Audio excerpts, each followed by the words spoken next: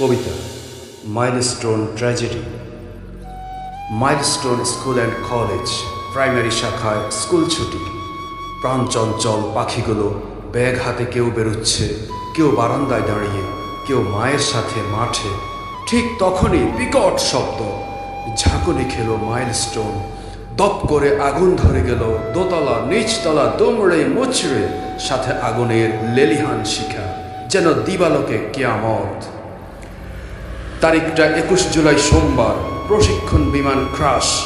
আক্রমণটা কচি কাঁচাদের ওপর। হায় রে নিয়তি, হায় রে প্রশিক্ষণ।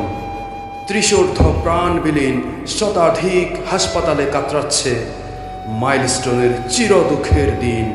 ফেসবুক টিভির কল্যাণে পুরো দেশের শোক পালনের দিন। শিক্ষিকা মেহেরিন কাহিনী শুনেছি, পাইলট তকিরের কথাও শুনেছি। আহা, তরতাজা প্রাণগুলো, এই ক্রাশে দায় কার?